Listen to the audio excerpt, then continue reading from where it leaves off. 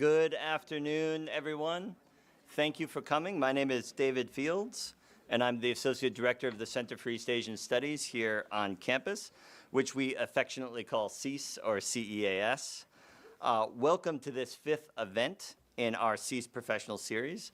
We conceived of this series all the way back in 2019 as a way to bring to campus individuals who do serious work in East Asian studies, but who do so outside of the context of a university. Not that there's anything wrong with universities. We love universities, but we hope that this series will highlight the authors, journalists, filmmakers, and policymakers who make significant contributions to the understanding of East Asia, but who do so outside of the boundaries of an academic community.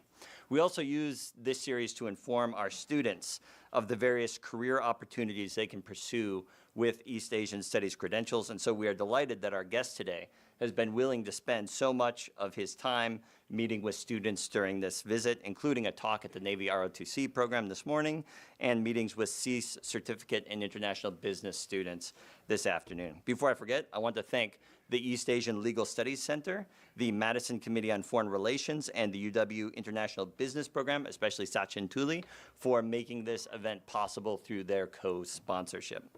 It's a true honor to welcome to campus David Rennie. David is the geopolitics editor at The Economist and the author of The Telegram, The Economist's weekly column on geopolitics. More on that in just a minute. David has had a long and distinguished career in journalism, including stints at the Evening Standard and the Daily Telegraph prior to joining The Economist. At The Economist, David has served as the European Union correspondent and Charlemagne columnist, the British political editor and Badgett columnist, the Washington bureau chief and Lexington columnist. From May 2018 to September 2024, he was the Beijing bureau chief, and during that time, he launched the Chagwan column on China. He returned to London as a geopolitics editor and launched the Telegram column very recently in October 2024. Now, if you are a regular reader of The Economist, you know the names of these columns very well. And you also know that these columns are where some of the most interesting analysis can be found. And by my count, David has been the author and or creator of 5 of the 11 such columns that The Economist currently publishes. And what makes these columns so valuable is that their contents are not driven by breaking news, but by the insights that can only be gained through years of embedded reporting. So David's 220 Chagwan columns were written over 6.5 years, during which he lived in China and reported from every Chinese province and territory except Tibet, where he was never given permission to travel. Of course, he covered the familiar topics: trade wars, authoritarian politics, the oppression of minorities, but he also covered the revival of wearing traditional dress among Chinese youth, the plight of rural pig farmers, myopia in Chinese children, and China's ambition to become a world power in the sport of curling. Although I have not mined them as carefully, I have no doubt that David's writing in his other columns were just as interesting and as insightful as his Chagwan pieces. His newest column, The Telegram, takes its name from the Long Telegram, written by one of the United States' premier diplomats and fellow Wisconsinite, George F. Kennan, at a pivotal moment in the Cold War, when the United States was struggling to respond to Soviet hostility, renewed great power competition, and a changed international order.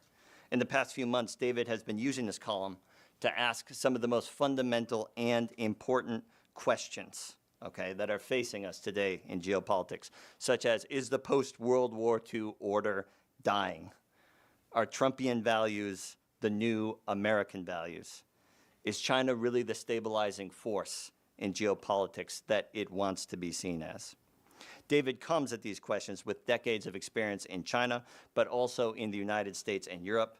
And so there are few better prepared to help us think through this current moment in U.S.-China relations and where it might be headed. So please join me in welcoming David Rennie.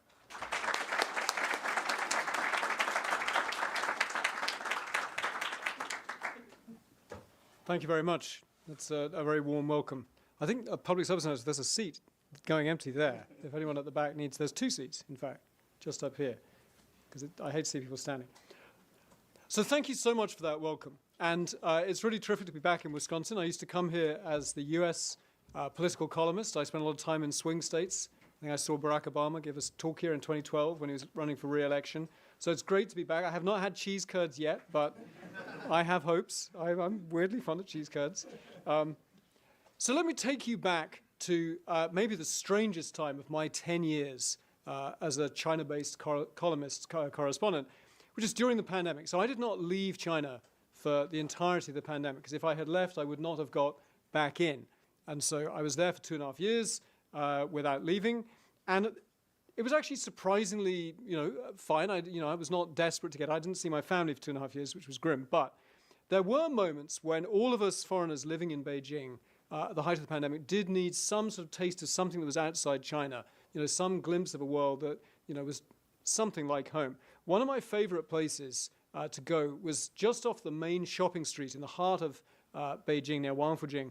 There's this strange cluster of what looks like the campus of an American university. There's these 1930s, very American-style villas around a tree-shaded courtyard. You could be at the university here. And this is, today, it's CEAS Hospital, and this is some doctors' residences. But the reason it looks American is it was built for American doctors. It was built for the medical missionaries of many of the big American missions at the very beginning of the 20th century, as they built what they called Peking Union Medical College. It was the best hospital in China. And their aim was to find Chinese doctors, train them up to be world-class physicians. And they were also helped by the Rockefeller Foundation. And they were drawing on a tradition that by kind of 1910, 1917, when this hospital was founded, was already decades old. The first Chinese student at an Ivy League college was Wang Ying in the 1870s at Yale, who then persuaded the dying imperial dynasty of China to allow Chinese students to study in New England. It was bumpy. The Qing dynasty court panicked that they'd become too westernized, brought them home in disgrace. Then the American government passed basically a racist law, the Chinese Exclusion Act, in 1881. But America that missionary spirit went beyond people who worked for a given church. It included the leading politicians and business leaders of the United States. And so after a sort of xenophobic clash in China in 1900, when the Boxers surrounded the legation quarter in Beijing, and the great Western powers basically broke the siege and then demanded these really cruel, punitive indemnities from China and burned down the Summer Palace and punished China very severely, the British, the French, the Germans, they took their cash in silver tiles from the Chinese empire. But the Americans, after a certain time, decided that this was a lost opportunity, that they did not want to be imperialist, colonial-minded powers like the British or the French or the Germans, and that America was going to do things differently. And at a certain moment, there was a fund worth in modern money about $400 million, the Boxer Indemnity Fund. And Theodore Roosevelt said, let us use this in a subtle way for American-directed reform in China. So they set up the Boxer Indemnity Scholarship Program, and they also founded what later became one of China's finest universities, Tsinghua. And so that was a very distinctive American attempt to use visible generosity, magnanimity, in a way that was very different from an imperialist Western colonial approach, but with a very clear aim that this American generosity was designed to make China different, to make China more American, more Western, more liberal. And there's a pattern there that I think for more than a century, America's leaders have said, and I think they often meant it, that they welcomed China's rise. But that welcome of China's rise had an asterisk. It was a conditional welcome. It was China was welcome to rise if it rose in ways that aligned with American values, American business interests, if it aligned with the world order, particularly after 1945, that America drafted with the other winners of World War II and then supported. You saw this when Richard Nixon was ready to visit China, although Kissinger gets a lot of the credit for deciding to open up diplomatic contacts with Chairman Mao's China. Actually, Nixon thought of it first, as Kissinger sometimes was willing to admit. There's a very interesting piece in Foreign Affairs, 1967, when Richard Nixon famously wrote, many of you probably read it, "We cannot afford to leave China forever outside the family of nations, there to nourish its fantasies and cherish its hatreds." And that was a profound insight. China was far too large to be so isolated from the rest of the world, and Nixon, as this rock-ribbed anti-communist, had the unique credentials to go to Mao and broker what eventually became recognition of China. And of course it was the right thing to do. But there was always a paternalist angle to that. If you read the same foreign affairs piece, Nixon compares Mao's China to the problem of juvenile delinquent gangs in America's inner cities, that they needed educating and civilizing to bring them into the community of nations. That was really a profound guide, that spirit of America not only seeking America's self-interest, but trying to, through things like the Marshall Plan, through things like the American university system around the world, that America at least aspired to be different from, say, Western European colonial powers. America was powerful enough to build an empire if it wanted to, but it didn't want to build a colonial empire. There's a fascinating moment in Kissinger's book, World Order, where he talks about going to Kansas City as an academic in 1961. He's a young academic. He goes to Kansas City to give a lecture, and he knows that the retired President Truman, the first great president of the Cold War, was living in Kansas City. So he went to see him, and he said to him, President Truman, what is the one thing that you are proudest of about your time in office? And Truman's answer, according to Kissinger, was that we totally defeated our enemies and then brought them back to the community of nations. I would like to think that only America could have done this. Now, to be sure, there was always self-interest in America's missionary view of the world, a world that it wanted to change, bringing these former enemies, rebuilding post-war Germany, rebuilding post-war Japan with Western liberal democratic constitutions. There was clearly self-interest in the reaching out to China. That is remembered now as fundamentally about trying to take advantage of the Sino-Soviet split to bring China in as a hedge against the Soviet Union. Actually, initially, Nixon's idea was to get Chinese help to end the Vietnam War. He was already desperate to leave Vietnam, but he wanted to do it in a way that was not completely humiliating. He thought that China would help him. China actually never did. China refused to help America with the Vietnamese. And Kissinger thought that getting close to Mao, getting close to China, would actually help them get leverage with the Soviets to do a nuclear disarmament deal with the Soviets. It was only later that they realized just how frightened the Chinese were of the Soviet Union, just how deep Mao's fear was that the Soviets might actually attack, and indeed with a nuclear attack. They'd been border skirmishes.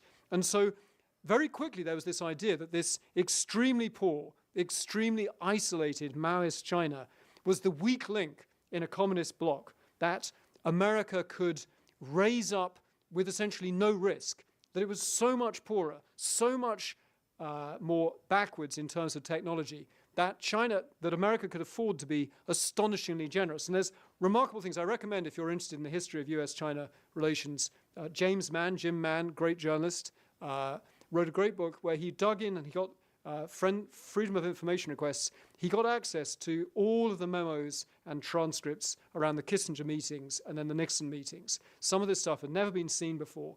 Really, really fascinating, the extent to which Kissinger went way beyond his government mandate to offer things to the Chinese to try and win their confidence, including, he describes, for example, they were trying to win their trust by showing them where the Soviet military forces were, where the Chinese needed to worry about squadrons of heavy bombers from the Soviet Union that might carry nuclear weapons.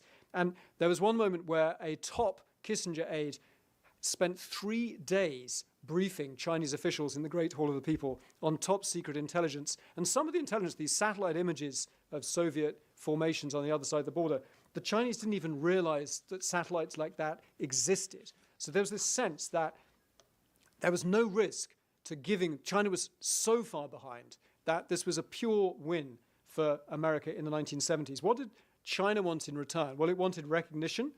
It wanted an end to the US recognition of Taiwan. It wanted an end to Taiwan arms sales. And if you look at those declassified transcripts, Kissinger promised far more than he was meant to. And he actually essentially said at one point to Zhou Enlai, the top diplomat under Mao, that we would understand if the historical forces basically bring Taiwan back under mainland control, and we would have no objection to that.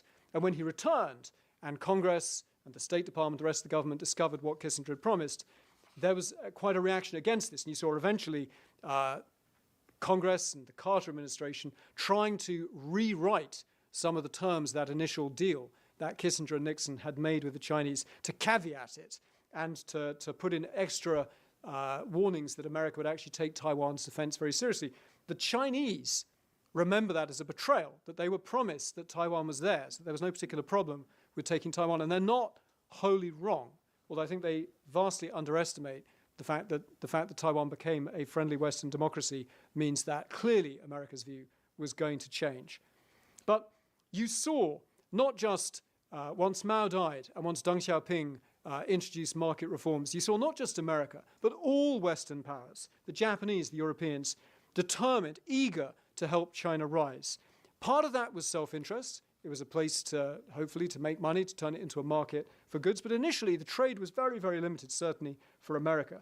But there was this sense that capitalism would lead to China becoming more tractable, more like us, perhaps more liberal. There was tremendous optimism about the idea that as the party stepped back from the totalitarian control of Chairman Mao, that if you could introduce alternative forces of employment, if people didn't have to be employed by the party, if party secretaries didn't get to decide what you studied, where you worked, where you lived, who you married, that if there was a plurality of media sources, satellite television, that breaking of the party's totalitarian monopoly on Chinese minds would inevitably lead to demands for more accountable government. That as an urban middle class emerged and became more prosperous, of course they would demand more accountability and more freedom. Some of that looks now remarkably naive. So famously in the year 2000, when he was making the case for admitting China to the World Trade Organization and essentially ending the annual argument about whether China deserved preferential trade access, whether its human rights should be a barrier to giving China most favored nation status, Clinton attempted to end all of that, succeeded, by getting China into the WTO. And if you look back at the promises that Clinton made around that time, some of them look just horribly naive. There was a famous speech he gave about the rise of satellite TV, the rise of the internet, and he said, I hear China has been trying to crack down on the internet. Good luck with that. That's sort of like trying to nail Jell-O to the wall. Well, I think China was like, okay, you give me hundreds of thousands of nails, and I'll nail that Jell-O to the wall. And in fact, China is very proud of what it's done with internet censorship. I was in Beijing last week with my editor-in-chief. We had meetings with senior officials, business leaders, and scholars. One of the officials we spoke to said, took issue when someone used the phrase the Great Firewall of China as an idea, as a description of the internet controls. No, it's not a great firewall. It is a protective shield, and it is keeping our people safe online. And much of the rest of the world admires this model and wishes to copy it. That was the message in Beijing. China's rise, the economic part of it, was far more impressive than even the optimists expected in 2001. It's hard to describe. I'm sure many of you have been to China. When I first went to China as a journalist in 1998, I'd been there as a backpacker before.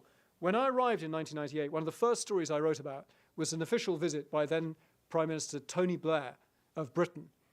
When he arrived in 1998, the British economy was larger than China and India's economies put together. When I left in 2002 and then came back in 2018 as a correspondent, between the date that I left and the date that I arrived, the Chinese economy had turned 14 times larger. And so that was an absolutely astonishing economic miracle. And at the beginning of that process, you had lots of promises made by the Americans that, as Bill Clinton said, this is a 100-0 deal for America. It's a no-brainer that only, America's already opened its markets to China. All the concessions will be on the Chinese side. And you saw companies piling into China, making their products there, using Chinese cheap labor, trying to sell products to Chinese consumers. And immediately there became an argument about the politics of China, but it was a very simple argument. So the first American presidential election that I covered was in 2004. And in 2004, the China argument was, who took our jobs? And so to simplify greatly, you had a container full of T-shirts that would leave a port in China, arrive at a port in the US. And you could have an argument about what had happened to the textile workers in North Carolina or another state. And the counter-argument made by the free traders, who were very dominant at this time, including The Economist, was, well, yes, some textile workers lost their jobs, but that was always going to happen. You know, the emerging world came back. They were going to Mexico. They were going to other places. But look at how cheap things are when you go and buy a new T-shirt in the mall, at Walmart, that is a vast, diffuse value for Americans. It's keeping inflation down. And the economic impact of Chinese production was astonishing to American, it kept American inflation rates low. As China earned dollars by shipping us stuff, it had to put those dollars somewhere safe. It bought vast numbers of US treasuries. It started buying bonds in things like Freddie Mac and Fannie Mae. That kept American Federal Reserve interest rates super low for a very long time. That allowed cheap and easy credit to the government, which promptly ran up deficits, to business. So there was this sense that China was part of this extraordinarily virtuous economic cycle, even if some of the losses to jobs started to look rather concentrated in certain places. But that model was still fundamentally that conditional welcome for China's rise, that welcome with an asterisk, that as long as this is still supporting American prosperity, it is making people's money go further when they go to the shops, it is helping China, it's helping keep interest rates and inflation low here in the States, we'll be fine. On balance, we're clearly the winners. And China is only competing in the low-end manufacturing. You know, an Apple iPhone may say made in China on the back. That was the argument 20 years ago. But actually all of the value accrues, or 15 years ago, all the value accrues to Apple and its designers here in California. China is snapping the bits together. Clearly, over the run between my 2002 departure from China and arriving in 2018, there was no doubt that something very dramatic had changed. Trump had already been elected. I'd interviewed Trump before he was president, after he was president, about China. And he clearly had a very powerful story to tell about China stealing the jobs, robbing America of its prosperity. He was tapping into very large political forces of skepticism about globalization. So what went wrong? Why did America, the country that had been so willing to, so confident of its superiority, that it was willing to be, as it saw it, very generous with China, what went wrong?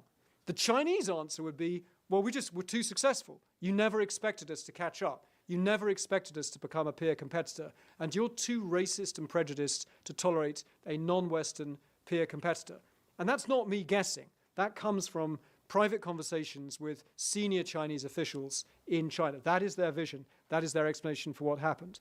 But I think it's more complicated than that. I think if we're going to examine how do we get to this point of deep disappointment and distrust, it has elements, some of them political and ideological, some of them economics, and some of them about the interplay between technology and national security.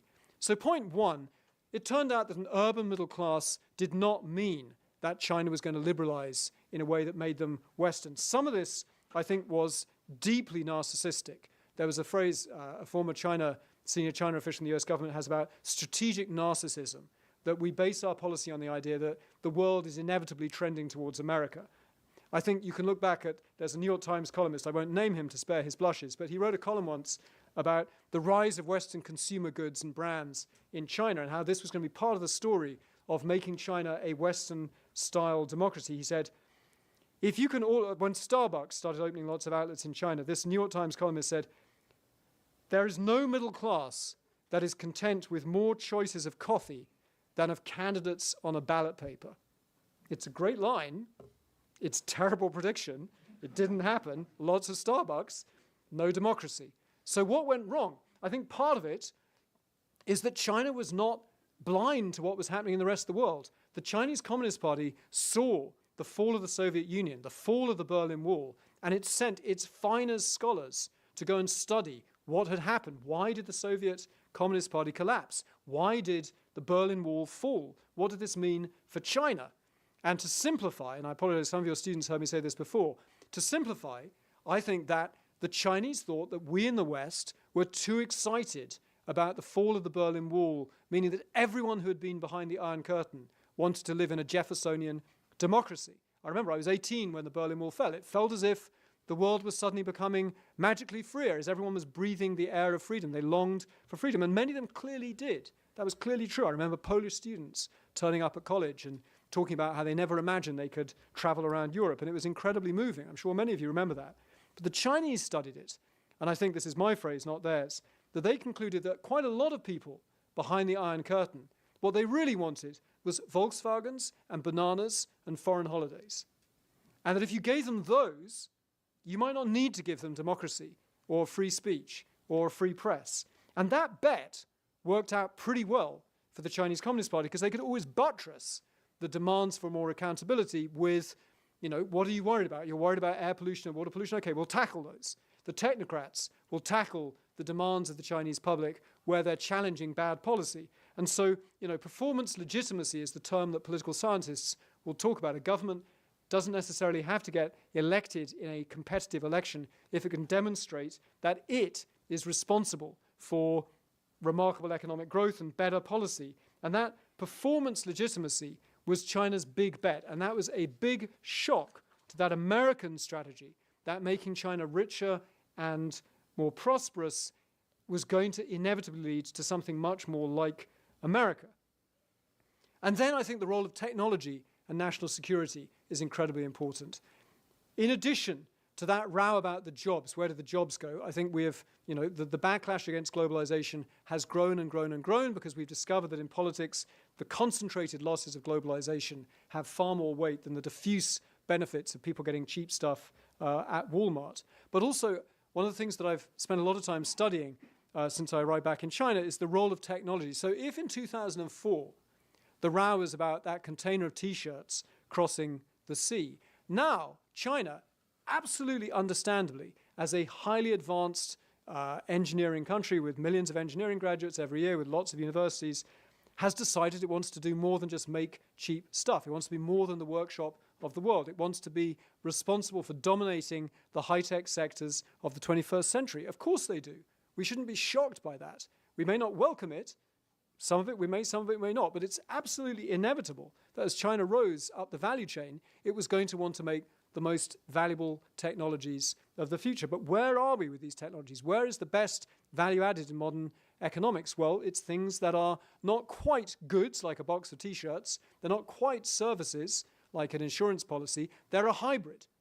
A lot of the most valuable commodities and products and services are, to take an example, the Internet of Things, cloud data services, TikTok, medical devices which are connected that know when you're going to have a heart attack before you do, autonomous vehicles or partly autonomous vehicles filled with cameras and sensors that know what you're saying, where you're going, who's in your car, and all of that data is improving the algorithm every time that you drive that car. That's the business model. American, aircraft manufacturers, if you look at the business model of a company that makes airplane engines, they actually lease the engines, they're filled with sensors. The model is that as the plane lands, there's an engineer waiting to fix the fault that the sensor has already told the company needs fixing. It's a hybrid good and service. That's where the value added is. Now, all of these things are remarkably successful technologies, but all of them require deep trust between the producer and the consumer, because that car knows who was in your car last night. It knows where you went, what you said. It knows whether you're going to have a heart attack before you do. It knows what is in your data. And it turns out that it matters enormously where the data center is, who has that data, what they're using that algorithm for. And so much the most advanced globalization in the 21st century involves a lifetime commitment of trust between a company and a consumer. And China wants to dominate those sectors just as ideological trust is falling off a cliff. And that's a real problem. It's an unprecedented problem. We have never tried to be economically interdependent with a country that is absolutely, unashamedly not going to align with our political model, that indeed says its model of censorship and social control and authoritarian rule is superior, that it's better than our chaotic, decadent, democratic system. We didn't ask the Soviet Union to build our telephone exchanges, but China wants to build our 5G networks and our data services, and it turns out that that is really, really hard to fix. If you think back to the panic that Japan caused in the 1980s when its deficit in goods with America, or its surplus in goods, Japan's surplus, went up tenfold in a decade.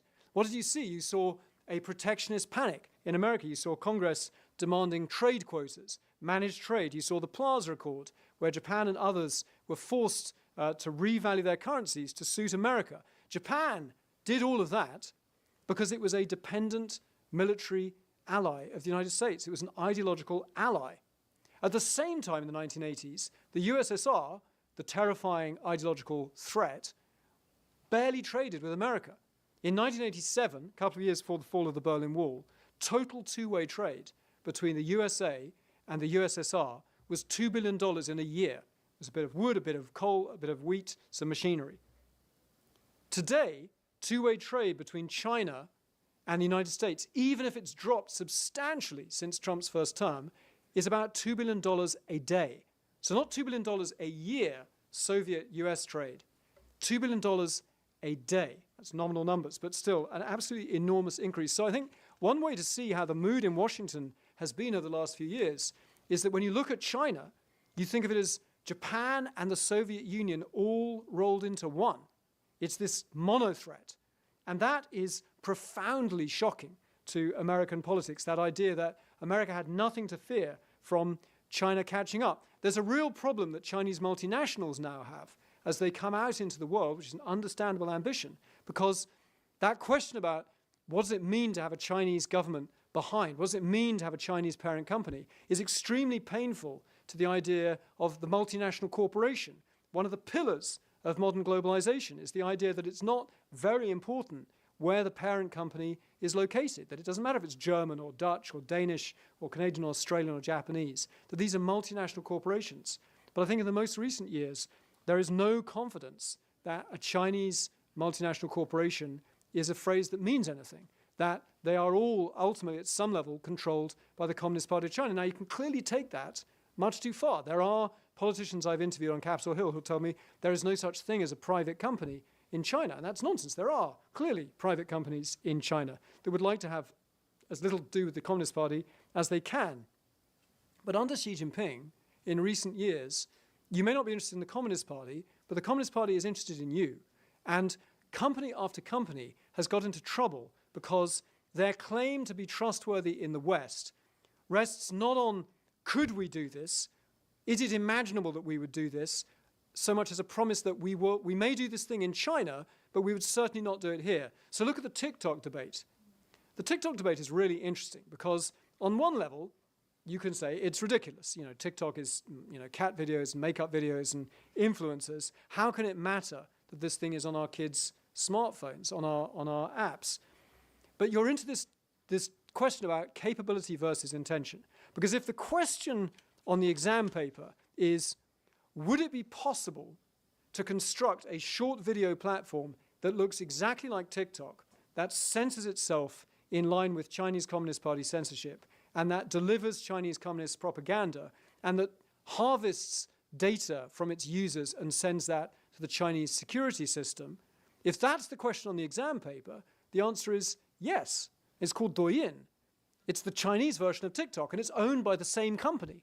And it does all of those things in China, because that's Chinese law. And so TikTok is now obliged to say, well, we may do all of those things in China, but we certainly would never do them here. Because look, we have a legal contract that says we wouldn't. But you can't see the algorithm because the algorithm is the business model. And that's a black box. And so you then have Congress passing this law by unanimity that TikTok must sell the algorithm.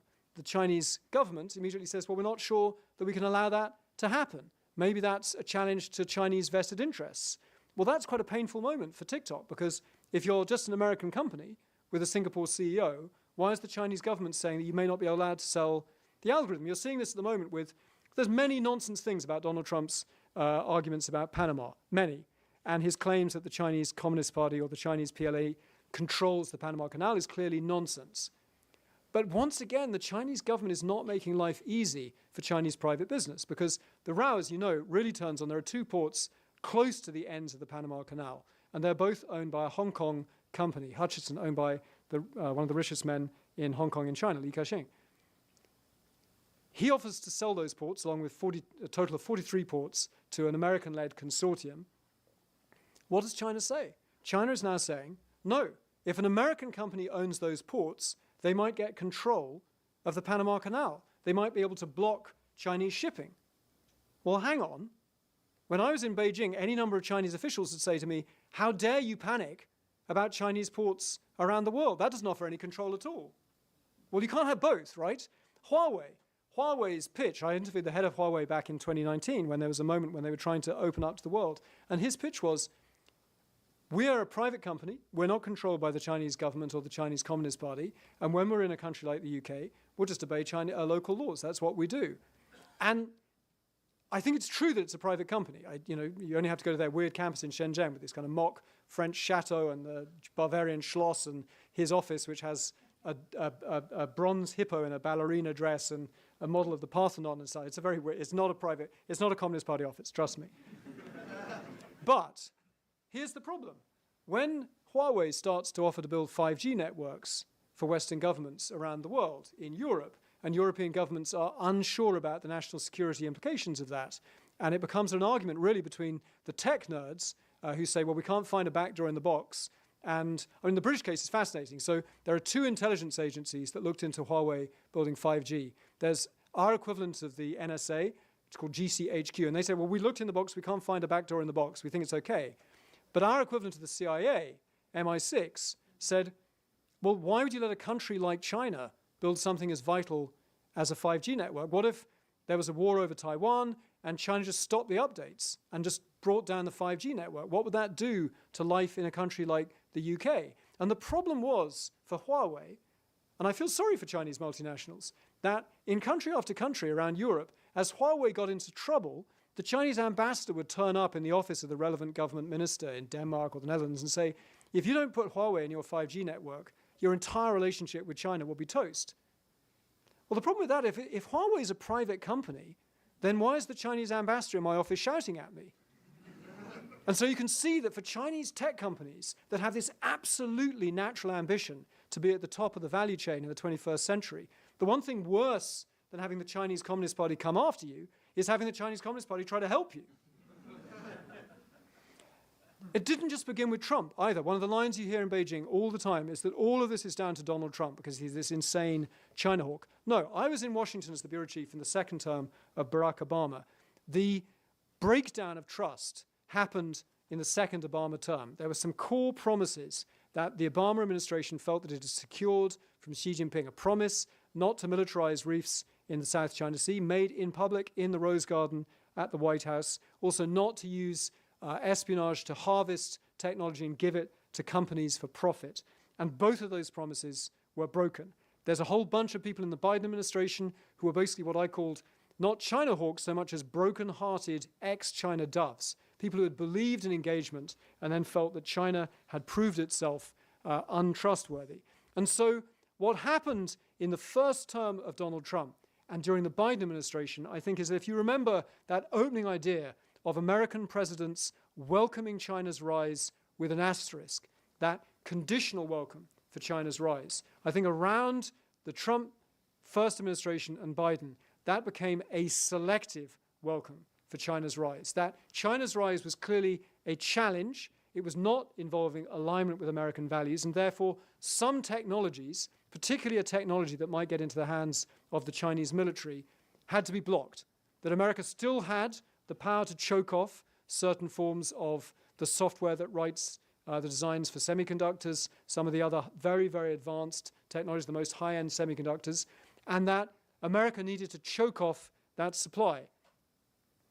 The Chinese scholars that I was talking to at the time were absolutely incensed by this American approach. Biden was a huge disappointment to them. They thought that they knew him. He'd come to China a lot as vice president. They couldn't understand why the tariffs had not gone away, why the export controls were becoming tougher. I remember a prominent Chinese scholar, one of the people who's on track 2 dialogues, trying to reach out to the Trump 2 administration right now, said at a dinner 2 years ago with my big boss and me in Beijing, he said, the Americans want us to be a big, fat pussycat that makes unthreatening consumer goods. But we want to be a tiger. But America is determined that when we develop an AI fang, you're going to pull it out. If we develop a quantum fang, you're going to pull it out. Well, we don't want to be defanged. We don't want to be a pussycat. And that resentment, that sense that China was finally getting back to the top table in the global order, is totally understandable. But the American argument that I was hearing from senior Biden officials was also pretty coherent, which was, we have spent 30 years helping China get stronger with our money and our technology. And we think that we can't control that technology ending up in the hands of the Chinese military, which appears to be rearming in a way that is explicitly designed to fight the American military and keep us out of Asia. So why would we help the PLA kill American soldiers and sailors with our money and our technology? And that's also a completely reasonable objection to the old version of engagement. So for me, the reason, as we ended the Biden administration, that US-China relations were so hard is that both sides had a perfectly coherent argument. This was a clash of intelligible but mutually intolerable ambitions. And we don't know how to fix that because it's zero-sum. It's winner takes all. One side is going to lose this. Back in 2018, I wrote a special report for The Economist on US-China relations. And I asked all the smartest people I knew in China and in Washington who did China stuff, how does this end well? What's a good ending to this? And what was very striking was that there was a complete consensus in each city, Beijing and Washington. In Beijing, the consensus was, this ends well when America sucks it up. That's not literally what they said, but that was the meaning. That America realizes it's lost, that China is now a peer competitor, that it is so powerful that China will not be told what to do by America. And then America will have to get over itself and will have to accommodate China. And in Washington, when I asked the smartest China people, people who'd worked for Obama, people who'd worked for Bush, how does this end well? They said, China stumbles. China makes so many sort of unforced errors. Its statist system, its increased censorship and repression chokes off innovation. And that slower growing, less successful China, maybe with a different leader after Xi Jinping leaves the stage, is kind of apologetically willing to come back and deal with us in a more reasonable way. Well, what does that tell you? It tells you that the best case scenario on each side was completely mutually exclusive and intolerable to the other power. America had no desire to accommodate China, hand it Taiwan in those ways. China had no desire to stumble and fail if that's the only way out. So then we end up Trump 2 coming back. So I was just in Washington a month ago. I'm going to Washington again tomorrow to talk to people, including about China. I was in Beijing last week. I think and I was Washington bureau chief for the first 2 years of Trump. I think Trump 1 was an extraordinarily significant election victory. I think Trump 2 is revolutionary. It is absolutely different. In Trump 1, the grown-ups, the people that he appointed because he wasn't experienced in government, Rex Tillerson as Secretary of State, people like Jim Mattis as Secretary of Defense, some of his others advisors, Gary Cohn in economics, they slowed him down. Trump 2, his top aides are speeding him up. He's chosen loyalists, people with his same worldview. And when it comes to US-China, we don't know how that ends because there's two Donald Trumps. There's the Donald Trump who says fantastically rude things about China on the campaign trail, who says that China has raped America's national wealth. He's going to break China. But there's also the Donald Trump who says he's not sure that we need to sell TikTok.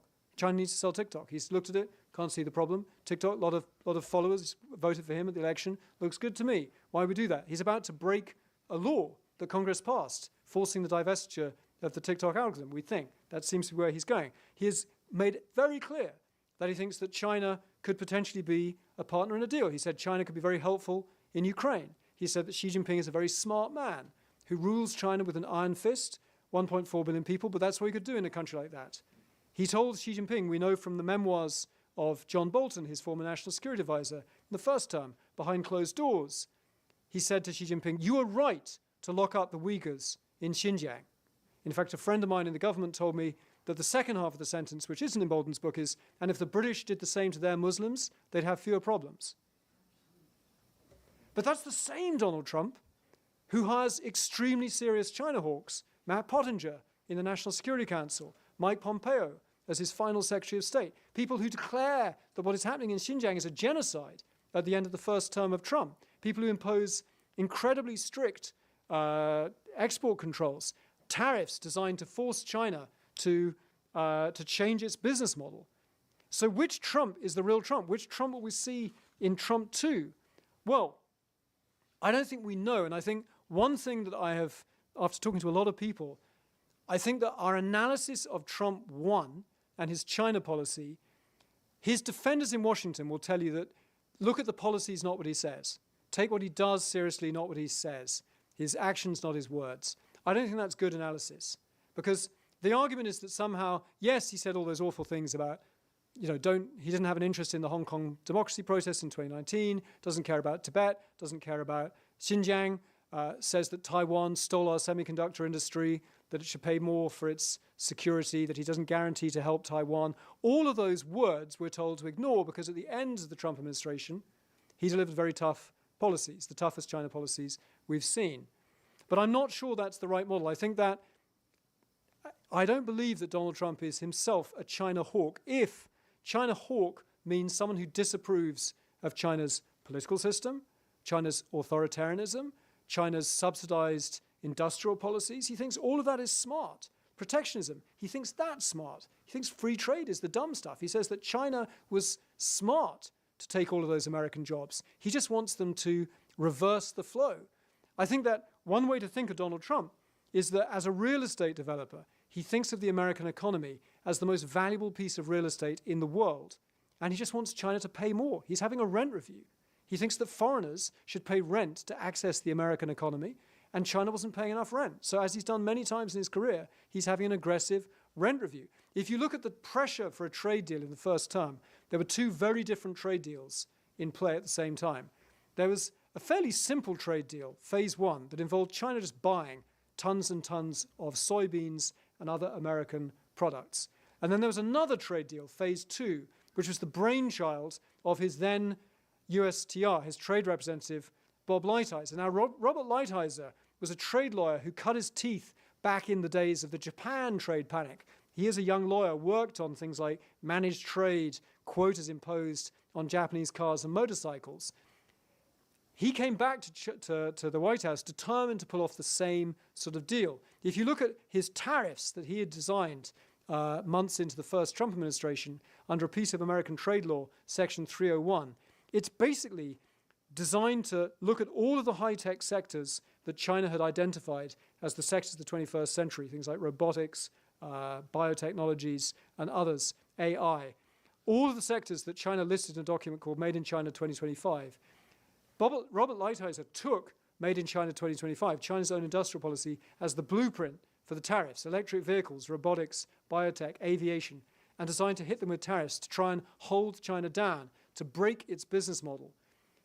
This time around, Lighthizer is not in the administration. There's various reasons why that may be, but there is a real debate about whether Donald Trump wants to have phase 1 and phase 2, the simple purchases agreement, or does he actually still have an interest in trying to change the way that China runs its economy, that it runs its system?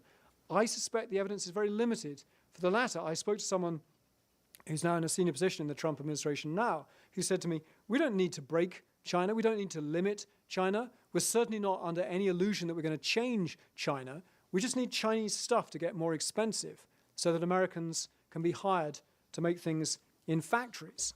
And so if that's where we're going, then what happens to the China hawks? How do we understand the role of the China hawks, who once again, he's hired his Secretary of State, Marco Rubio, his National Security Advisor, Mike Waltz. These are all conventional China hawks. The Secretary of Defense, Pete Hegseth, just in Asia last week, saying extremely familiar conventional things about we're here to defend our allies. Japan is a great ally against Chinese communist aggression. The Philippines, we will stand by the Philippines in their territorial disputes with China. If China attacks Filipino supply ships in the South China Sea, America will feel that its defense treaty with the Philippines is invoked. All incredibly familiar, hawkish China policy stuff. But in the first term, that coexisted with a Trump who didn't seem personally to believe in these things. And I think the best explanation for the first term that I've heard from someone inside the system is you need to understand Donald Trump, when he hires these hawks, it's not that he wants them to change his mind or shape his views or give him policies. It's like going into court as a businessman with the toughest lawyers in New York. They're there because they're leg breakers, they are knee breakers, that's their job. But as long as there might be a deal to be done, Donald Trump is willing to trade almost anything. And we saw this in the talks with the North Korean dictator in the first term. But when it became clear that there was not a deal to be done, that there was not going to be a grand bargain between America and North Korea, then he loses interest and he hands it off to his aides. And he gives it to the knee breakers who break knees. That's what knee breakers do. And I think we could see that same pattern in the second term. We don't know. I was just in Beijing. Scholars cannot decide. Is China going to face the same as the first term, but just a bit more aggressively? Or is something really different and radical happening involving American retreat from the whole world? To put it in really simple terms, what does Trump's willingness to cut a bad deal in Ukraine mean for Asian allies? If you're Taiwan, one scholar in Shanghai said to me, the Taiwanese should be terrified by what's happening to Ukraine. Clearly, Donald Trump is not going to come and save Taiwan. He doesn't care about his allies. He wants to cut a good deal for Vladimir Putin. Now, that's one scenario. There's another camp that says, no, when he's finished with Europe, when he's limited America's security presence in Europe, it's clearly in order to pivot to Asia, to contain China. And there's evidence for that. We have Marco Rubio saying it's about focusing all his efforts on China. We have Pete Hegseth saying it's about focusing all his efforts on China. And that means alliances in Asia. But there's also, inside the administration, evidence that the support for allies in Asia is actually really fragile, that it doesn't align with Donald Trump's views, that he is not particularly fussed about Taiwan's fate. Again, we know that in the first term in private, he was extremely dismissive of Taiwan's views. And so the Chinese are waiting to see if they might be able to offer a deal where they help with fentanyl, where they don't challenge the supremacy of the US dollar, but in exchange, and they buy a ton of Chinese, American soybeans, but in exchange, they would like some language on Taiwan, saying that America opposes Taiwan independence, or that America does not disapprove of the peaceful reunification of Taiwan. And I think we don't know which way Donald Trump will go on that, because there are people close to him going into senior positions who said that, frankly, Taiwan is not a vital national interest for the United States. It's important, but not a vital national interest. So I think in this second term, if we ended the Biden administration with these mutually intolerable ambitions, where there was a very clear, rational view of the role of technology, the role of security, the role of globalization, I think everything is back up in the air in Trump too. We know that China is the focus of tremendous efforts by some people in the Trump administration. We saw the tariff announcement in the Rose Garden. The cumulative tariffs now on China are 54%. That's an astonishingly high rate. And even though China is prepared for this, that's dangerous. We've seen tougher export controls. But there's another Trump who wants China to play a role in the Ukraine endgame, who's not sure that you need to sell TikTok, who clearly is open to some sort of deal. And if Donald Trump turns out to be more of an isolationist than a prioritizer, if he's actually going to ditch the Asian allies along with the European allies, then there are leading figures in China who see a tremendous opportunity for China, that countries in Asia will start to hedge if they realize that America isn't actually willing to pick a fight in Asia to defend the Filipinos or to defend Taiwan. This is an amazing opportunity. And so I don't think we have a clue what Donald Trump's China policy is going to look like. And anyone who tells you they do is not being straight with you. But we do know what China's plan is. Xi Jinping used to say in public that the East is rising and the West is in decline. He doesn't say that in public anymore, but I think there's all evidence that he still believes that. Now he has this phrase about 百年变局, changes unseen in 100 years. And he said on camera with Vladimir Putin in the Kremlin last year, there are changes unseen in 100 years and you and I will drive them together. I think he sees an opportunity that a declining, decadent West is falling apart, that Trump is destroying Western unity, alienating allies. And China has developed high technologies that are not dependent on American chokehold technologies, in the phrase they use, that the DeepSeek AI model survived despite the attempts to deny them the highest end NVIDIA chips. So we don't know what Donald Trump's plan is. I think we genuinely don't know. But China has a plan, and China plans to win.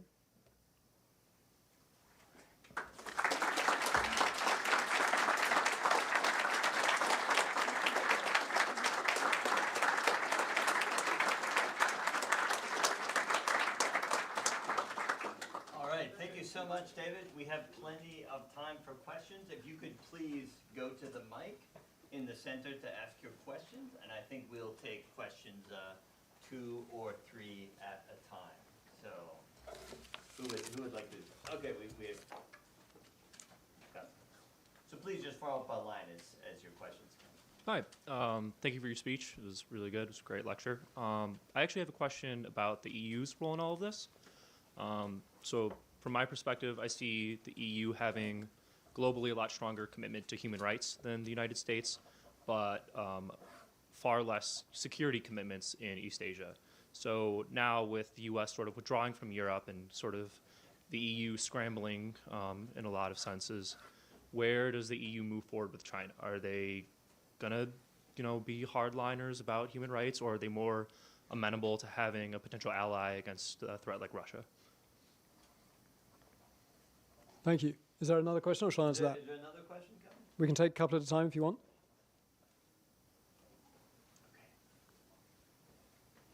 Hi, thank you. That one's really interesting lecture. I was just wondering, what is our biggest misconception about China, would you say, that we misunderstand here in the States and in Europe as well? Thank you.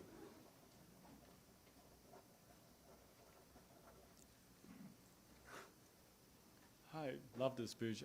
As someone from China who's wishing to be a journalist and practicing in China, I'm wondering, I know you spent like years in China, and obviously like Chinese nationals face more like limitations compared to like foreign journalists. Mm-hmm. But what advice would you give to someone who wishes to practice journalism in China, just based on your experience dealing with like local journalists? Thank you. So those are all fantastic questions. So Europe broke ground that then the Biden administration followed some years ago, where they came up with this tripod view of how to view their relations with China. They said China is a partner for cooperation. They meant things like climate change, global public health. It's a commercial competitor, and it's a systemic rival. That was getting into the ideological challenge that Chinese human rights or Chinese ambitions in its region hold for Europe and for the West. Now, the Chinese government absolutely loathes the systemic rival part. They really reject that. But it actually is a pretty good description of how European governments have come to see China. And I think during the Ukraine war, I saw myself a real change in the views of European ambassadors in Beijing, for example. I was in Beijing for the whole of the Ukraine war at the beginning. Because as it became clear that the Chinese were absolutely indispensable suppliers of dual-use goods that were going into the Russian arms industry to make tanks and missiles and drones that were packed with components making the American sanctions unable to limit Putin's war machine, this became a really serious issue for European governments. They would raise with senior Chinese officials at every opportunity. And so I've heard a senior European official about a year ago say, it's not just the 3 legs of partner, commercial competitor, systemic rival, it's also national security threat. There was also Chinese intelligence agencies have been hacking into Western infrastructure, planting malware, scoping out power systems, scoping out dams, scoping out water suppliers, utilities in America, in Europe. You talk to people from Western intelligence agencies, they'll say everyone spies, we spy, they spy, but what they're doing is just another level. It's just extremely concerning because it's involving our infrastructure. If you want to be paranoid, it looks like preparations for turning off our utilities in a potential war, and that's very concerning. Now where do we stand? Well, Europe is reeling, really, absolutely stunned by what is happening over Ukraine, Trump's blaming of Ukraine for the war, blaming of NATO for the war, his understanding of Vladimir Putin's arguments, his repeating of Vladimir Putin's talking points. There is a suspicion, a real fear, that not only is he about to impose a bad deal on Ukraine to get a quick peace deal, but the worst case scenario, the nightmare that European governments hope is not true, is that actually Russia is the country that Trump favors, that America is changing sides, that actually he aligns with the conservative social values and the autocratic ways of Vladimir Putin in a way that he does not have any respect for the European Union. That may or may not turn out to be the case, but that is the fear. And so now in Europe, there's this real sense of, if we can't depend on America, if America's just hit the European Union with 25% tariffs, for as far as we can tell, no good reason at all. If Donald Trump is telling us that the European Union was created as a project to screw America, that's his own words, which is just not historically accurate. America created the European Union for its own Cold War interests. What do we need to do about China? And there are voices, I heard them in Beijing last week, saying, okay, that leg about systemic rival, maybe it's a luxury now. You know, human rights, talking about Uyghurs in Xinjiang, challenging China in the South China Sea. Who knows? I mean, if the Americans leave Taiwan, one ambassador said to me, if the Americans are not willing to defend Taiwan, we have no fantasies that we're about to. You know, we sail the odd frigate through the Taiwan Straits from European governments, but we're not about to defend Taiwan if America doesn't. And there are people in Europe saying, we need to hedge. We need to give ourselves options. We need to deepen our trade. Ursula von der Leyen, the President of the European Commission, who had been absolutely hawkish on China, saying that Europe needed to de-risk in order not to have to decouple, that meant eliminating dangerous dependencies on China for important supply chains, important components. She's now talking about we need to deepen our trade, we need to deepen our engagement. We're in a time of utterly transactional geopolitics and policy. That's clearly a reference to Trump, although she's an Atlanticist. She used to be one of the leading Atlanticists in Brussels. And so I think there is a desire to massively tone down the ideological side of the relationship with China. But here's the problem. The Chinese industrial model, the export-led growth, China's incredibly subsidized industrial production, if that is shut out of American markets by American tariffs, the only other rich world market of any size that will still be open is Europe. And European governments are absolutely terrified that this fire hose of Chinese exports will be directed into European markets and destroy extraordinary numbers of jobs. So if you want a prediction for the next 12 months, I think that we'll see far less talk about ideology in the relationship between many Western countries and China. It's a bad time to be a Uyghur. It's a bad time to be a democratic activist somewhere like Hong Kong. It's probably a scary time to be Taiwan.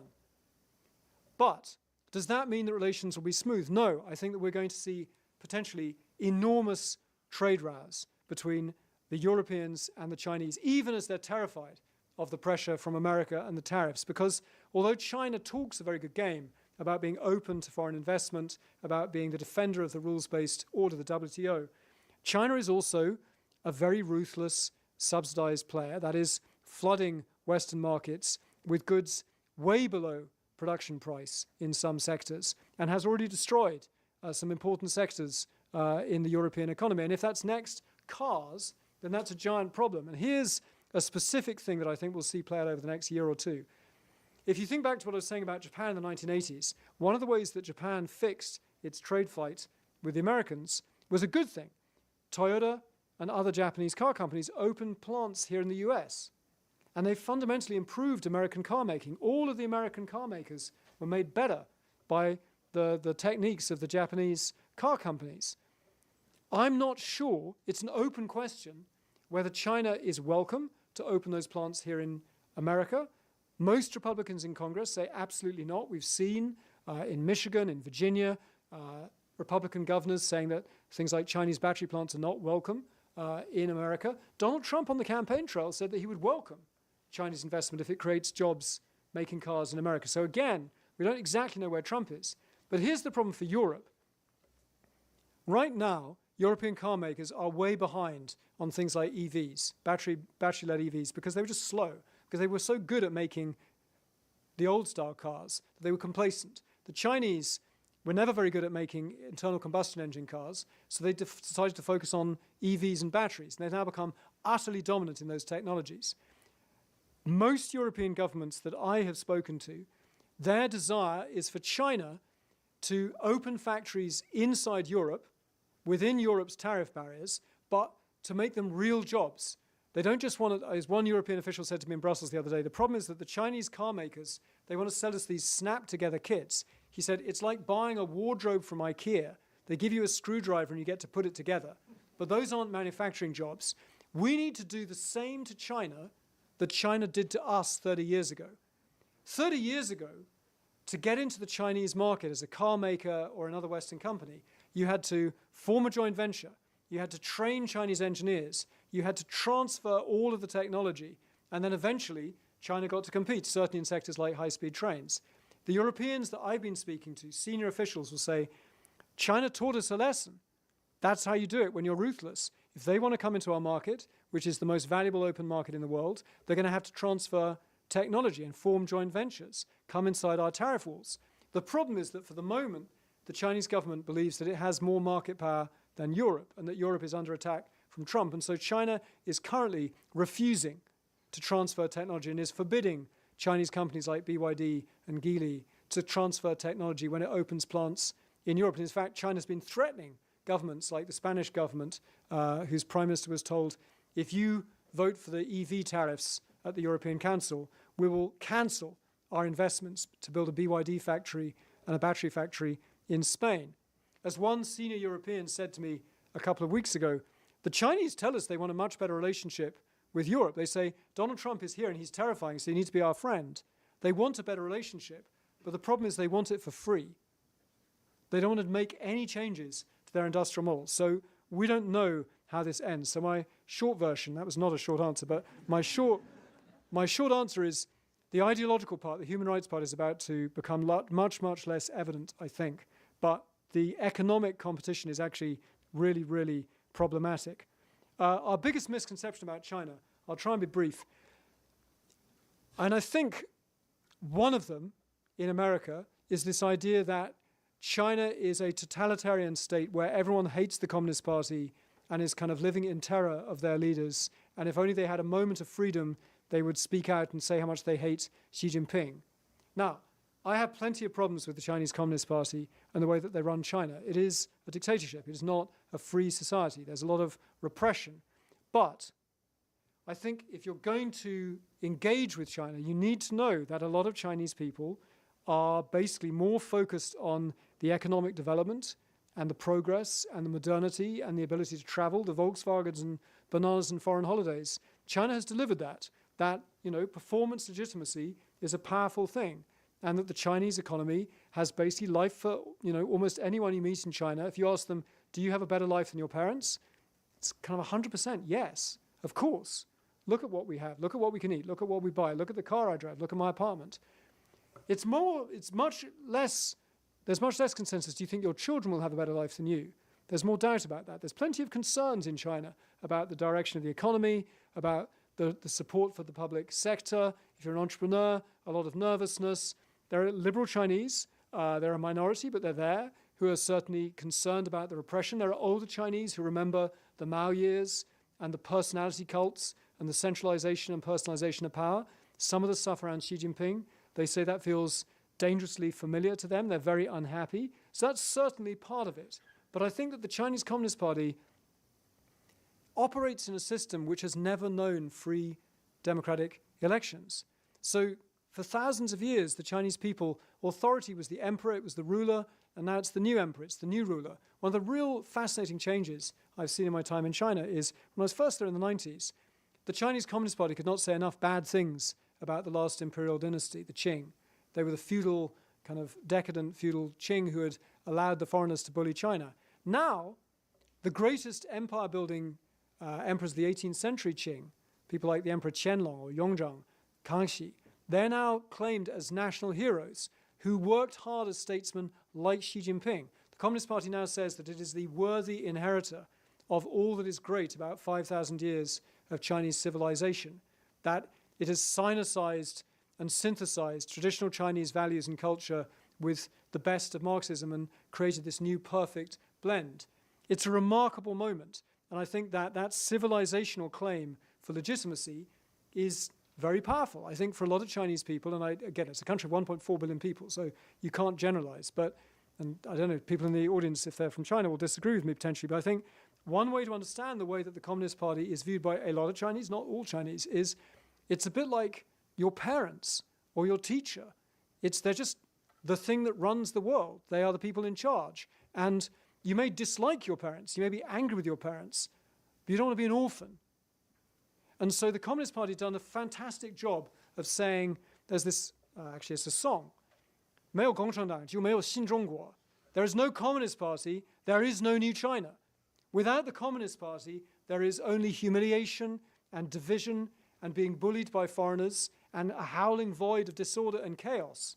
And a lot of Chinese remember poverty and chaos. And so that's quite a powerful argument. Now, that does not mean that I'm going to resile from thinking that China should be a lot less repressive, that things got a lot worse in my 25 years of working in China. For sure, the repression is worse. But I think we need to not imagine that that strategic narcissism of thinking that the world trends towards us and that as soon as you have a Starbucks, you're going to want a multi-party democracy. I think that is a major mistake if we guide our policy with that. Chinese journalism, I knew some fantastic Chinese journalists, some of them working for Chinese media outlets in the 1990s as investigative journalists. They did really impressive work that helped us do our jobs, breaking scandals about pollution and corruption in China, often at quite a lot of risk to their own careers. Most of those brave Chinese investigative journalists have left journalism now. It's very often, you meet the PR person for some big Chinese tech company and they'll tell you they used to be a journalist. But it's very hard to be a Chinese journalist now. The controls on Chinese state journalists are much, much stricter, much more political. The role of Chinese journalism, I was told in Beijing last week with my boss by a senior Chinese official, journalism in China is there to give the people hope. They're there to explain the government's policies. And you in the West, you need to learn to give governments credit when they do good things. That is the role of Chinese journalists. And that is clearly the role of Chinese journalists. Now, there are also very brave Chinese journalists, a much smaller number, who work with people like us, the economists. We have Chinese news assistants who are Chinese nationals. They are not allowed by law to write anything for us, but they're invaluable partners in terms of telling us what we should be writing, telling us this is what's being talked about, this is what's creating a buzz. You ask them to help you find, if I want to write about this, where should I go? What should we do? When you go there, I was absolutely clear with our Chinese assistants in the office, read my piece before I send it to London. Do you recognize this country that I'm describing? Of course I'm describing it in an economist way. I'm an economist journalist, I'm a Western liberal, but do you recognize this country? Am I just getting it wrong? And they would often say, no, that's not how we see it. That's not how we think of this. You need to tweak this. So there is a role for journalism, but that idea of journalism as a check and a balance that was there in the late 90s, there in the early 2000s, in quite a powerful way, I'm afraid there's very little room for that now in modern China. All right, maybe two more questions? Okay. Oh, boy. Thank you so much for your talk. Can you share your insights and predictions on China's plan toward Africa or Latin America, given that those are the areas where there seems to be less resistance toward China's influence? What does it mean to the U.S., especially from a resource-based perspective? Thank you. What you were saying kind of reminded me of a quote from Kaiser Kuo, who I know spoke here a couple years ago. He said, in a world full of states, China wants to be a civilization. How do you think this kind of ideology or way of thinking, how do you think China's going to use this to approach domestic and foreign policy kind of going forward? And how have they used that in the past? So referring to that, you said we don't particularly see a way out in the U.S.-China relations right now because China has no intention to ally with the U.S. ideology and does not plan to stumble on their development. And you've also said that Trump is not a traditional China hawk.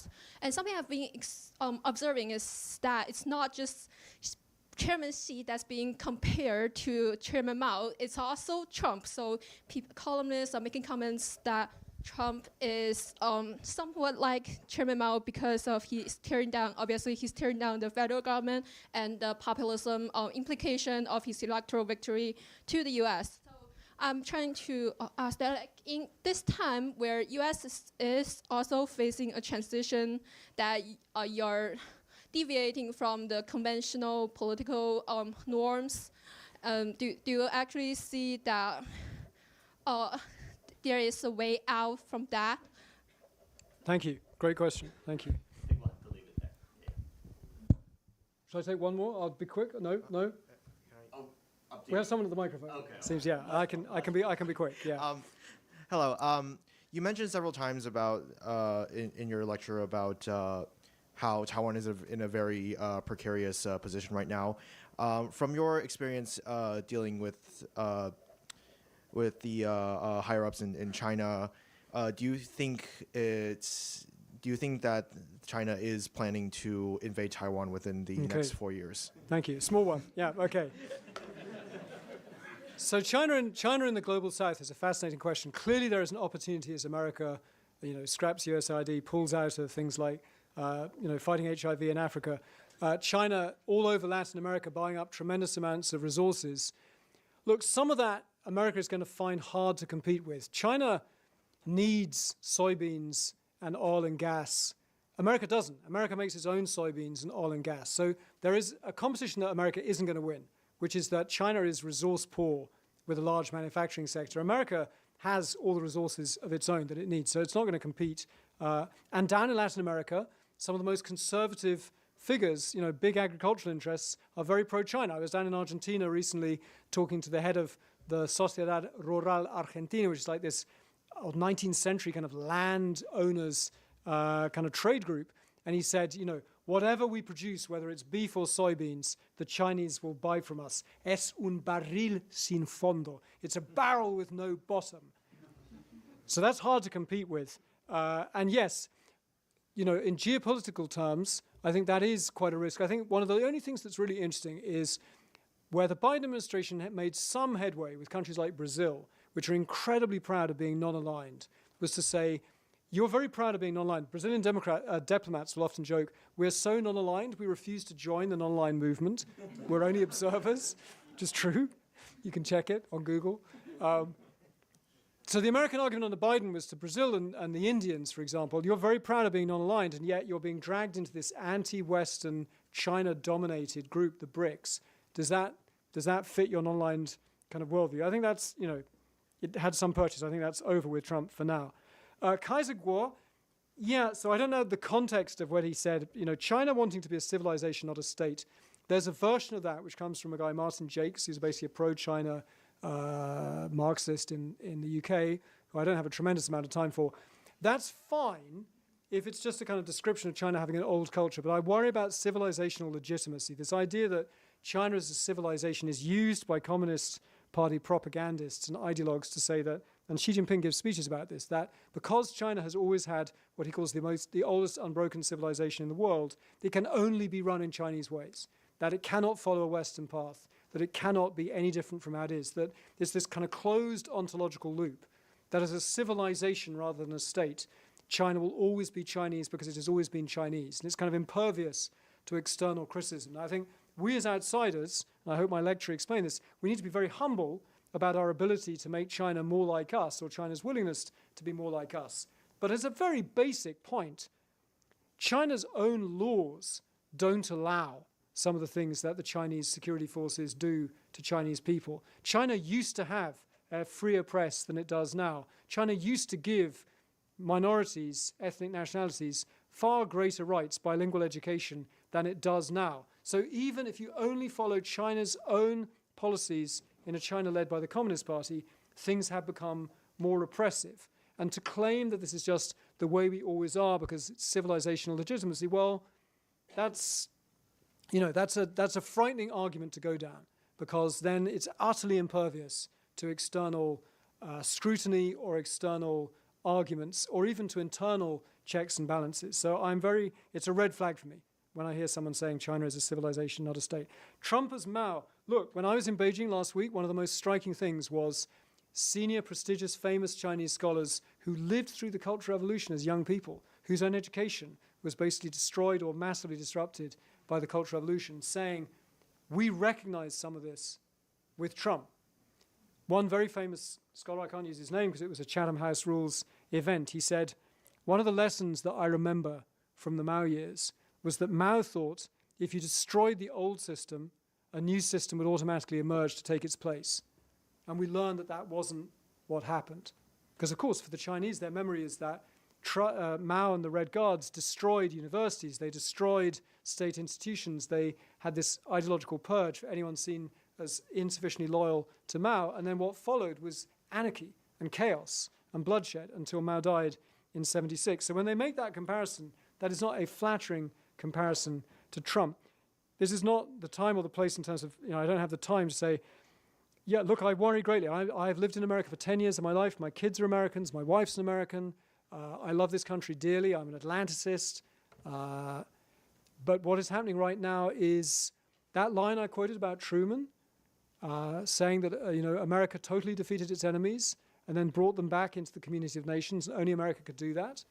That's not the whole story of the Cold War, but it is true. It was remarkable. That was part of the story. America wasn't a colonial empire. It did do something different. And that generosity of spirit, that self-confidence, I really worry that we have seen that disappear in this kind of grievance-based, resentful America that says that Europe was created as a project to screw America. America should be more self-confident. Doesn't have to regard every alliance as a kind of burden. And so I am profoundly, profoundly worried about where we're going and where this goes next. Taiwan, it's an important question. Is there going to be a war soon?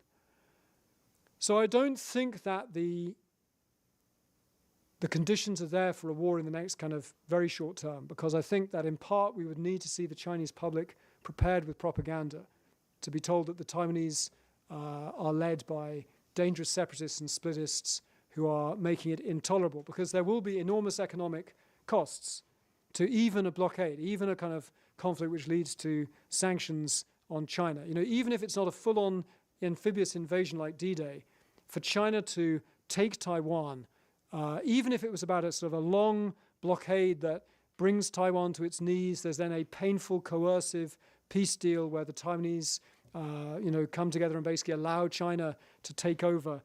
That would be an incredibly painful, brutal experience to play out. We've seen this play out in a much less dramatic way in Hong Kong after the protests in 2019. The national security law, the push to have, you cannot run for any office in Hong Kong now as district councillor up to chief executive without swearing allegiance to the Communist Party of China. There is no opposition in the Hong Kong Legislative Council, their mini parliament. They only have what they call patriots governing Hong Kong. To have anything like that model in Taiwan, you would need to basically take an island, a country that has held fully competitive elections since 2000. I was there for the first election in 2000 where it was a proper, full, free election. You'd have to reverse that. You'd have to say to people in Taiwan, you don't get to vote for all of the parties, only the patriotic ones. You'd have to have trials of democratic activists, of opposition leaders, of the DPP, as we've seen in Hong Kong. I think if that happened on our TVs and America did nothing, I think the blow to America's credibility as a defender of any kind of democratic value would be absolutely astonishing. And so I think there would be, and the view of China locking up these people, if they put, the former president Tsai Ing-wen on trial for treason, as they said they would, I think there would be a massive cost. So to prepare the Chinese people for that, you would have to build up the propaganda to extraordinary levels. And what we see is the opposite. Right now, China is clearly trying to retain room for maneuver. So you're seeing this very interesting double strategy. On the one hand, very aggressive military exercises, including this week, in response to what they see as provocations from Lai Ching-te, the president in Taiwan, who they see as a dangerous pro-independence force. And so they show, every time they have one of these exercises, their ability to choke off Taiwan and control it. It's a very visible demonstration. But if you look at Chinese state media in China, when Lai Ching-te won the election in the spring of last year, they didn't go berserk. They didn't say to the Chinese public, this is an absolute outrage. For the third time in a row, the pro-independence party has won the presidency. They played it down. They said, well, he didn't actually win a very good victory. He didn't win the parliament, the legislative yuan. There's only a minority of Taiwanese who believe in independence. The majority is still on our side. Actually, they were more optimistic than the reality. The reality is not nearly as pro-Chinese as that. And so in the short term, China is trying to keep nationalist public opinion at bay in China because they don't want the pressure from public opinion to try and to limit their room for maneuver. But over the 5-10-year time frame, I'm a lot less hopeful. And I think one other reason why I don't think there's going to be a war right now is that if you think there's a chance that Donald Trump might give it to you in a negotiation, why fight him for it? I mean, if he might sell it out for soybeans, why risk the PLA Navy? You spend a lot of money on those aircraft carriers. And so I think for the moment, the danger is not there. But there are versions of Trump too, where you see the hawks come in and spend more money on defense and give more arms to Taiwan and encourage more contacts with Taiwan that could get quite dangerous. And over the 10-year window, I'm pretty pessimistic. And I'll tell you why, and I'll end. That my analysis of Taiwan over the years is that the passage of time works differently. It works in two different ways. When it comes to Xi Jinping looking at Taiwan, waking up every morning deciding, do I need to do something or not? With every passing day, with every passing week and hour and year, the balance of power is, the military balance of power is in China's favor. The PLA keeps getting stronger. Its ability to coerce Taiwan gets more impressive and more visible. And so that's a reason to be patient. That's a reason to wait. So that should calm us down. But with every passing year, every time I visited Taiwan, the hearts and minds of the people on Taiwan are drifting away from mainland China, particularly young Taiwanese. It's not just like a sort of partisan argument to tell them now that, do you think you're Chinese and should be run by the mainland from Beijing? For a lot of young Taiwanese, it's kind of weird. It's like, no. They're kind of scary, no. And so there's actually complacency, a lot of complacency in Taiwan about, oh, they'll never attack us, they're just weird and different and they're not our problem. And so that means the passage of time is getting worse for China, that they can't necessarily wait forever. And so I do worry that at some point, if there is a way of doing this without a full-on war that risks everything, if there's a way of choking off Taiwan and trying to strangle Taiwan, I think I can't rule that out. And I think that I love Taiwan. I think it's a fantastic place. I think it's very corrupt, it's very noisy, but it's a genuine democracy. It's a very raucous democracy. It's sometimes, fists are thrown and there's some gangsters in parliament, but it's the real deal. It is a democracy. And I think that history, the lessons of history, snuffing out a democracy and cancelling its ability to have free elections, it's happened in human history. It's happened in Czechoslovakia. It's happened in the Baltic republics. But it doesn't happen without violence. It's never happened peacefully. And so I think over the long term, sorry, that's a very gloomy note to end on, but the long term, I am a bit worried. Well, how about we end this way? Let's thank David Rennie once more.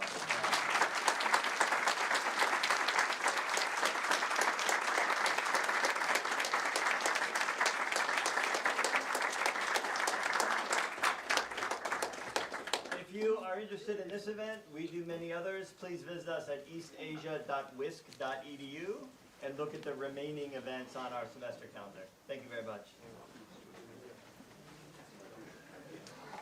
Thank you, David. Thank you. Tremendous. Thank you. I'm officially tired. I would not be surprised at all. Thank you. Thank you. Thanks for coming. The last time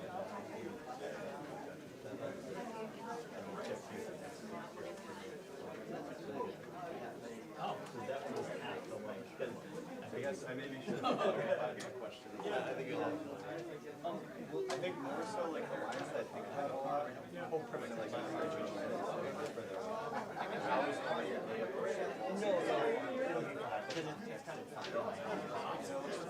should they have like the conflicts and I mean and so I guess that's right, that's what I mean more so. Yeah. Yeah, I don't know. Even but I did think that one comment was just interesting in the fact that, like, I think that's how China conceptualizes their policy, and, like, they're not, like, I don't think they're a new country. Totally, 100%. Which is good. And it's a fascinating change. I'm saying it's still vested in the field imperial hierarchy. You couldn't go any changes to site without expecting an attack on the Chinese. You go somewhere like China or the Gates, Qianlong County, it's fantastic kind of role model states. It's remarkable.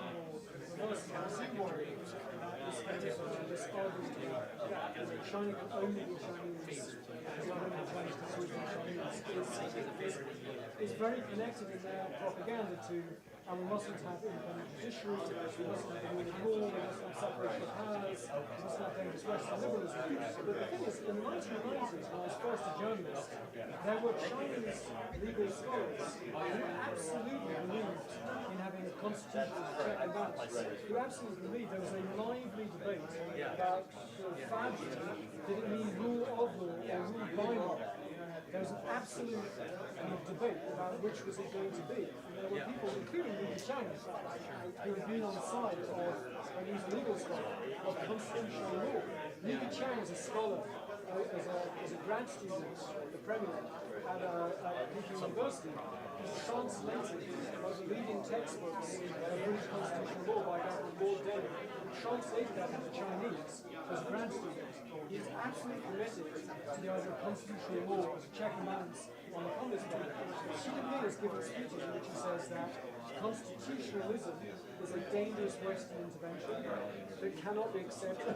Separation of powers, independent judiciary, those are all dangerous Western ideas that have no place in China. And China has law-based governments where the law is extremely for exercising power. And so in that context, I think if it's but if it was only I put out an email to a lot of them. Okay, great. This is what we're yeah, this is one of those events where there's people. So, I don't know if it's all you or if it's someone else. I put out a thing yesterday, like, forget somebody from your organization reached out to us, like the flyers, so I sent it out there. Jacob was the one who actually got this. So this idea that Thank you for speaking. the synthesis of Confucian patriarchal values And let us Chinese values whatever and you guys communist are values saying, something is, I mean, the problem with I will. the communist party says, know what you have in class for next no, I'm trying to so I would say, There's a current US Navy captain. I mean, what I